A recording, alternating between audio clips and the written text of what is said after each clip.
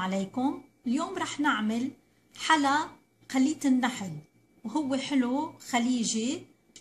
وبنحتاج ل2 كوب من الطحين، 1 ملعقة صغيرة من خميرة البيرة، 1 ملعقة صغيرة من البيكنج باودر، 2 ملعقة كبيرة من حليب البودرة، 1 ملعقة صغيرة من السكر، ربع ملعقة صغيرة من الملح.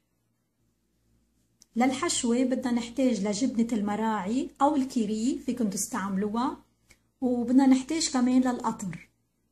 هلا عم بحضر العجينة لخليط النحل.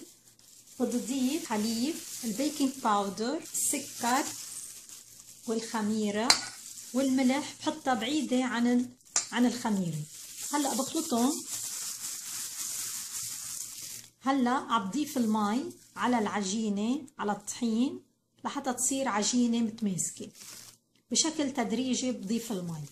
هيك بتكون العجينة بهيدا الشكل متماسكة. هلا رح غلفها بكلينج فيلم وخليها ترتاح لمدة 2 ساعة من الوقت لحتى يتضاعف حجمها.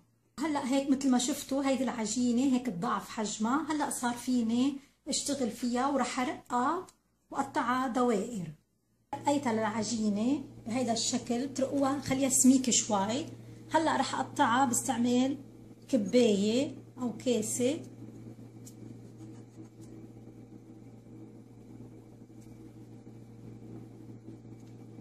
قطعها دوائر.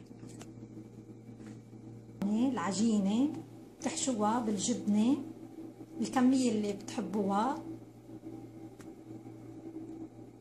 بتسكروها، بتغلفوها بشكل دائري. صينية دائرية دهنتها زبدة، صفيتهم بهيدا الشكل لخليط النحل. هلا بدي غلفها بكلينج فيلم واتركها لحتى يتضاعف حجمها لمدة تقريبا 2 ساعة من الوقت.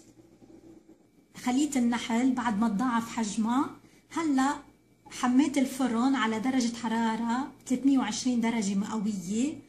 هلا رح ادهنها، عندي قطر هون مع شوية مي، خففته بشوية مي، رح ادهنها بالقطر لحتى يعطيها لون اشقر ذهبي. تكون خليط النحل بعد ما طلعت من الفرن. هلا هي وسخنة بدي احط عليها القطر، والقطر بده يكون بحرارة الغرفة.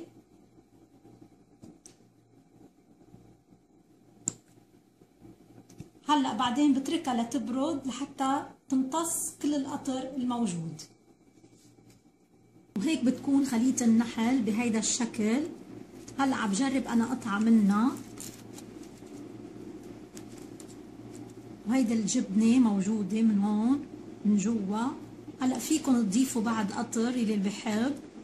وبتمنى تكون عجبتكم هيدا الحلقة. بليز لايك شير اند سبسكرايب. باي.